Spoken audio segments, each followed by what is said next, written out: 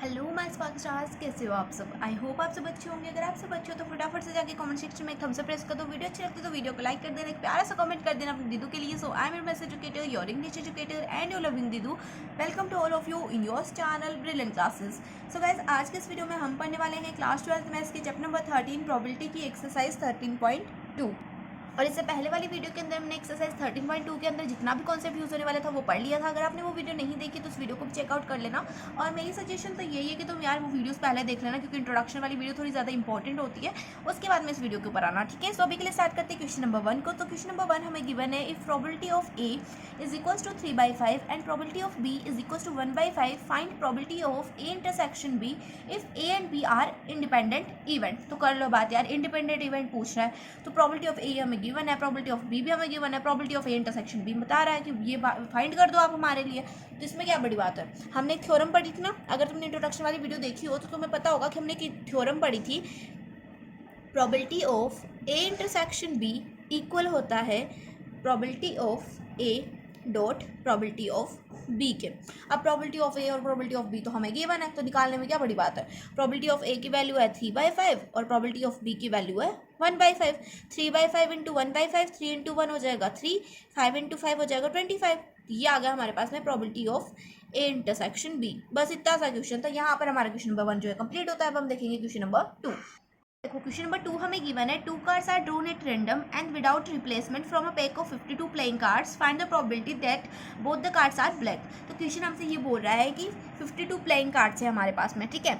उसमें से हमें रैंडमली 2 कार्ड्स चूज करने हैं। 2 कार्ड्स हम जो है रैंडमली देखेंगे, 2 कार्ड्स रैंडमली उठाएंगे 52 कार्ड्स में से, और उसकी क्या प्रोबेबिलिटी होगी कि वो दोनों कार्ड्स क्या हो, ब्लैक हो। अब क्वेश्चन को स्टार्ट करने से पहले हमें ये तो पता होना चाहिए कि ब्लैक कार्ड्स कितने होते हैं और रेड कार्ड कितने होते हैं 52 कार्ड्स के अंदर। तो 26 हमारे ब्लैक कार्ड्स होते हैं एंड 26 ही हमारे रेड कार्ड्स होते हैं। तो इसमें कंफ्यूज नहीं होना कि ब्लैक कार्ड्स आ गए तो भैया कौन से कार्ड आ गए, ऐसा कुछ नहीं होता। 26 जो है रेड कार्ड्स होते हैं, 26 ही ब्लैक कार्ड्स होते हैं, ठीक है।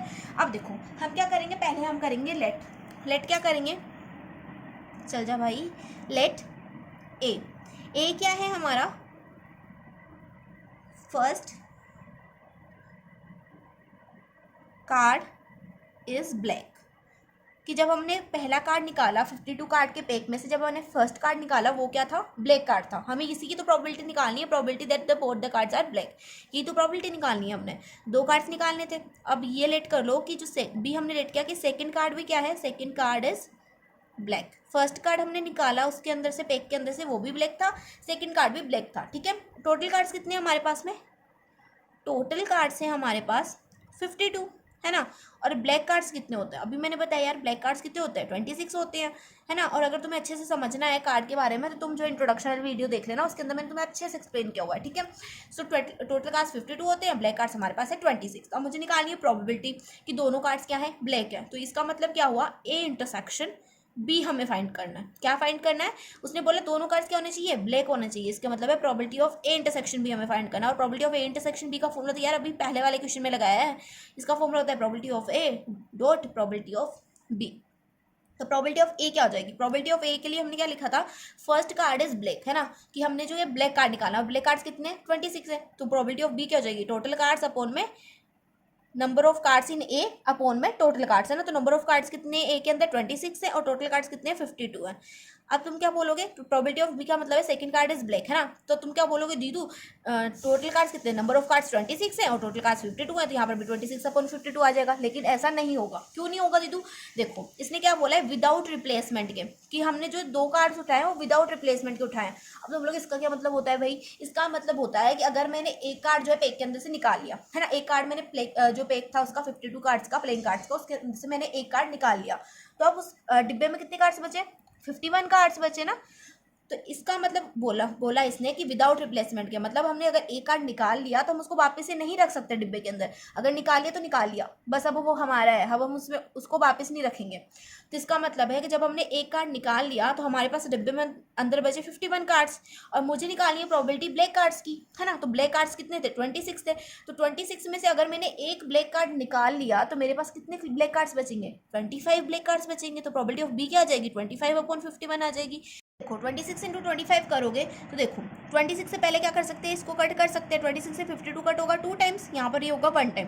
तो 25 इंटू 1 हो जाएगा 25 और 51 इंटू 2 हो जाएगा 102। तो यहाँ पर हमारा क्वेश्चन नंबर 2 भी क्या हो गया, कंप्लीट हो गया। अब हम देखेंगे क्वेश्चन नंबर 3। तो क्वेश्चन नंबर 3 हमें गिवन है, अ box of oranges is inspected bye examining 3 randomly selected oranges drawn without replacement. If all the 3 oranges are good, the box is approved for a sale. Otherwise, it is rejected. Find the probability that a box containing 15 oranges, out of which 12 are good and 3 are bad ones, will be approved for a sale. तो हमें question में क्या given है, इतनी बड़ी लंबी रामायण में क्या गिवन है, सिंपल सी बात है कि एक बॉक्स है, ऑरेंजेस का एक बॉक्स है, उसमें से जो है एक इंस्पेक्टेड आएगा, वो क्या करेगा, ऑरेंजेस को चेक करेगा। तो रेंडमली 3 ऑरेंजेस को बॉक्स के अंदर से उठाएगा और उनको देखेगा कि ये सही कंडीशन में है या नहीं है। अगर ऑरेंजेस सही है तो वो बॉक्स क्या हो जाएगा, अप्रूव्ड हो जाएगा सेल के लिए, है ना। और अगर वो ऑरेंजेस खराब होंगे, मतलब सड़े गले होंगे, तो उनको जो है सेल के लिए नहीं बेचा जाएगा, उनको रिजेक्ट कर दिया जाएगा, है ना। यहाँ तक की जो कहानी थी ये थी, है ना। उसके बाद में वो हमसे बोल रहा है कि प्रोबेबिलिटी फाइंड करो कि किसी बॉक्स के अंदर 15 ऑरेंजेस है, जिसमें से 12 जो है सही है एंड जो 3 है वो क्या है, खराब है, मतलब अच्छी कंडीशन में नहीं है। तो क्या वो ऑरेंजेस जो है अप्रूव्ड होंगे सेल के लिए, इसकी हमें प्रोबेबिलिटी फाइंड करनी है। तो देखो इसके लिए हम क्या करेंगे, पहले तो हम सबसे पहले लेट करेंगे। लेट चल जाए यार, ये चलता क्यों नहीं है, तो मेरे को समझ में नहीं आता। लेट ए क्या माना मैंने, फर्स्ट ऑरेंज इज गुड, ऐसे रह गया ना यहाँ पे लिखना, चलो अब आएगा नहीं वैसे भी, है ना। Second is good, second orange जो हमने निकाला बॉक्स के अंदर से वो भी सही था। सी हमने लेट किया कि थर्ड ऑरेंज जो हमने बॉक्स के अंदर से निकाला वो भी क्या है, सही है। ये तो हमने मान लिया, लेट कर लिया, ठीक है। ये हमने 3 कंडीशन सेलेक्ट कर ली कि फर्स्ट भी सही निकला, सेकंड भी सही निकला और थर्ड भी सही निकला, है ना। तो टोटल ऑरेंजेस कितने थे, टोटल थे हमारे पास में 15 एंड गुड क्वालिटी के कितने थे, 12 थे। और बेड कितने थे, बेड थे हमारे पास में 3, ठीक है। यहाँ तक समझ में आ गया। ये जो पूरी रामायण थी उसका मतलब हमने यहाँ पे लिख दिया। अब मुझे क्या निकालनी है, मुझे निकालनी है प्रोबेबिलिटी कि वो तीनों जो ऑरेंजेस है वो सही निकले, तभी तो वो अप्रूव्ड होगा ना सेल के लिए। उसने बोला कि अप्रूव्ड होना चाहिए सेल के लिए। तो अप्रूव्ड कब होगा, अप्रूव्ड तभी होगा जब तीनों ऑरेंजेस जो रेंडमली ड्रॉन किए होंगे वो क्या होंगे, सही होंगे, गुड कंडीशन में होंगे, तभी वो अप्रूव्ड होगा, वो बॉक्स अप्रूव्ड होगा सेल के लिए, है ना। तो देखो मैंने क्या निकालना है, मुझे निकालनी है कि वो तीनों ऑरेंजेस क्या है, सही है। तो प्रोबेबिलिटी ऑफ हम निकालेंगे A intersection B intersection C, इसकी हम प्रोबेबिलिटी निकालेंगे। तो probability of A intersection B intersection C क्या होता है, probability of A dot probability of B dot probability of C होता है ना।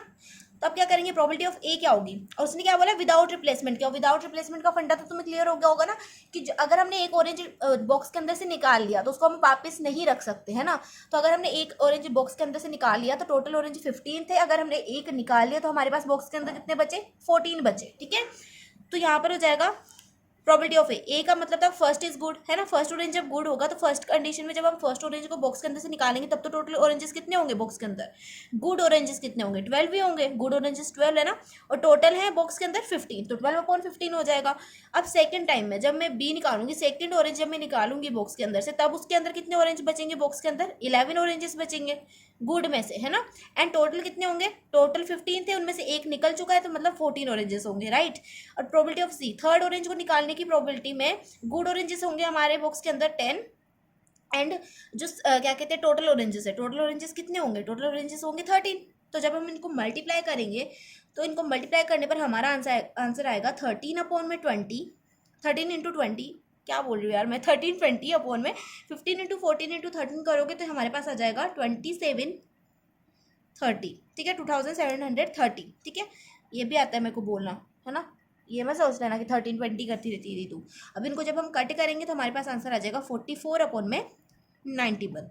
तो यहाँ पर हमारा क्वेश्चन नंबर 3 भी कंप्लीट हो गया। हमने क्या करना था, हमें निकालनी थी प्रोबेबिलिटी कि जब वो बॉक्स जो है 15 ऑरेंजेस हैं उस बॉक्स के अंदर, वो उसको अप्रूव्ड कर दिया है सेल के लिए, तो इसकी प्रोबेबिलिटी निकालनी थी हमें। और उसने बोला था कि गुड ऑरेंजेस कितने हैं बॉक्स के अंदर, 12 है। तो हमने मान लिया कि फर्स्ट ऑरेंज भी गुड निकला, सेकंड भी गुड निकला, थर्ड भी गुड निकला, तभी तो वो अप्रूव्ड होगा ना सेल के लिए। उसने क्या बोला था, जो तीनों ऑरेंजेस हैं वो क्या होने चाहिए, सही होने चाहिए, तभी वो जो है सेल के लिए अप्रूव्ड होगा। अगर सही नहीं है तो वो रिजेक्ट होगा, है ना, दिख रहा है ना। तो हमने क्या निकाल दी, probability of A intersection B intersection C निकाल दिया, और उसके अंदर फॉर्मूला पुट किया, फॉर्मूले के अंदर हमने वैल्यूज पुट करी, हमारा आंसर आ गया। अब हम देखेंगे क्वेश्चन नंबर 4। सो देखो क्वेश्चन नंबर 4 हमें गिवन है a fair coin and unbiased die tossed let A be the event head appears on the coin B be the event 3 appears on the die check whether A and B are independent event और not. तो question हमें क्या बोल रहा है कि एक fair coin और एक अनबायस्ड डाई को हम टॉस करते हैं। तो ए तो इवेंट है जब कॉइन के ऊपर हेड अपीयर होगा, मतलब कॉइन के ऊपर क्या आएगा, हेड आएगा। और बी इवेंट है जब कॉइन के ऊपर 3 आए, सॉरी डाई के ऊपर 3 आएगा। तो हमें क्या करना है, हमें ए एंड बी चेक करने कि वो इंडिपेंडेंट इवेंट है या फिर नहीं है। तो इंडिपेंडेंट इवेंट की क्या कंडीशन होती है, इंडिपेंडेंट इवेंट की कंडीशन होती है ना कि probability of A is equal to probability of A intersection B is equal to probability of A dot probability of B. ये होती है कंडीशन इंडिपेंडेंट इवेंट की। तो हमें यही चेक करनी है कि ये इंडिपेंडेंट है या फिर नहीं है। तो देखो फेयर और अनबायस्ड का मतलब क्या होता है दीदू, तो फेयर और अनबायस्ड का मतलब ये है कि जब आप जितनी भी बार, जैसे फेयर का अगर हम मतलब समझे तो आप जितनी भी बार कॉइन को टॉस करोगे ना तो क्या आएगा, हेड आएगा या फिर टेल आता है ना। और अनबायस्ड ये तो हो गया फेयर कॉइन। अब अनफेयर कॉइन का मतलब होता है कि अगर आप कॉइन को टॉस करोगे, अगर आपको चाहिए कि हेड आना चाहिए तो हेड ही आएगा, मतलब दोनों साइड में हेड ही होगा या फिर दोनों साइड में टेल ही लिखा होगा, वो अनफेयर हो जाएगा। ठीक है। अब अनबायस्ड डाई का मतलब होता है, एक तो होता है बायस्ड डाई, एक होता है अनबायस्ड डाई। तो बायस्ड डाई वो होते हैं जब उसके अंदर अलग अलग नंबर्स होते हैं। अनबायस्ड डाई के ऊपर क्या होता है, सेम ही नंबर होता है, हर साइड में क्या होता है, सेम नंबर होता है। ठीक है, ये बात समझ में आ गई। तो हमें क्या करना है, हमें प्रोबेबिलिटी निकालनी है कि वो इंडिपेंडेंट इवेंट है या फिर नहीं है, इसकी हमें प्रोबेबिलिटी निकालनी है, इसको हमें चेक करना है सिंपली, है ना।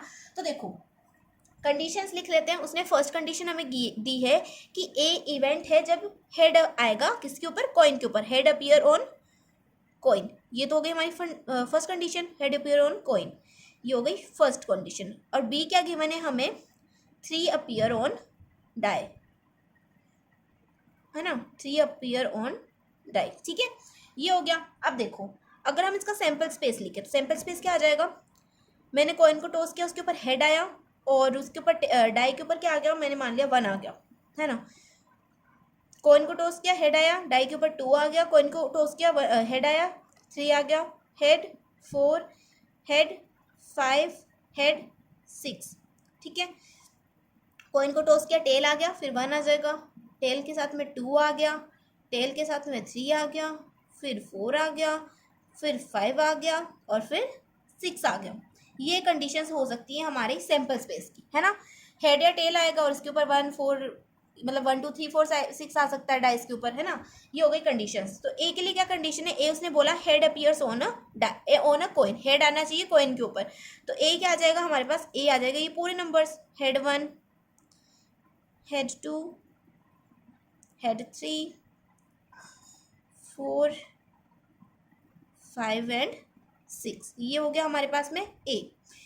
अगर हम बी की निकालने तो बी क्या आ जाएगा, 3 अपीयर ऑन डाई, डाई के ऊपर क्या आना चाहिए, सिर्फ 3 आना चाहिए। तो 3 कब कब आ रहा है डाइस के ऊपर, जब एक तो आ रहा है जब हेड आ रहा है और 3 आ रहा है, और एक आ रहा है जब टेल के साथ में 3 आ रहा है। तो ये दो ही कंडीशन है, जब डाई के ऊपर क्या आ रहा है, 3 आ रहा है। तो ये दो कंडीशन हो गई। अब अगर मैं निकालूँ ए इंटरसेक्शन बी, तो ए इंटरसेक्शन बी के अंदर भी क्या होगा, देखो ए इंटरसेक्शन बी के अंदर क्या होगा, हेड 3 होगा, क्योंकि टेल तो है ही नहीं इसके अंदर। यहाँ पर आ जाएगा head comma 3, A intersection B भी आ गया हमारे पास में।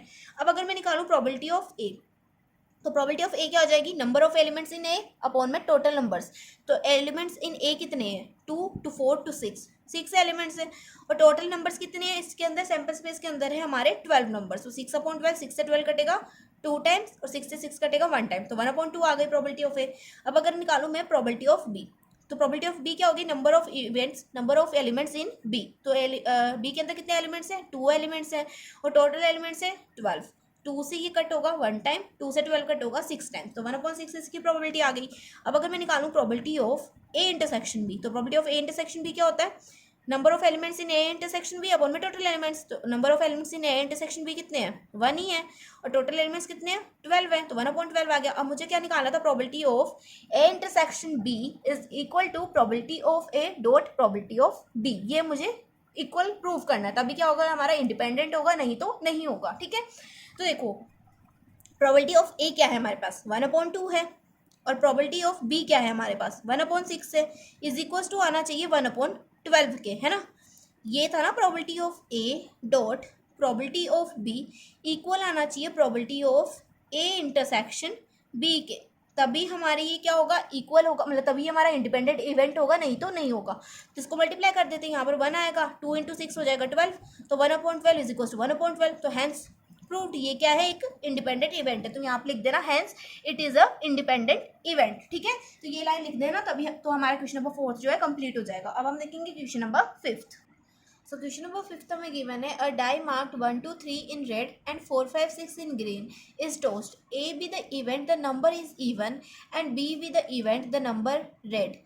Are A and B are independent. तो हमें क्या बताना है, हमें एक डाई गिवन है जिसके ऊपर जो 1 2 3 लिखा है वो तो रेड कलर से लिखा हुआ है, और जो 4 5 6 लिखा होता है डाई के ऊपर वो ग्रीन कलर से लिखा हुआ है।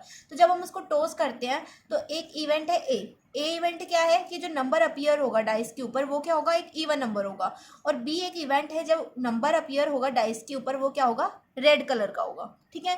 तो हमें क्या निकालनी है, हमें बताना है कि ए एंड बी क्या है, इंडिपेंडेंट है, ठीक है, या फिर नहीं है, ये चीज़ हमें बतानी है। तो देखो हम क्या करेंगे, पहले तो हम लिख लेंगे जो हमें गिवन है। तो ए मुझे गिवन है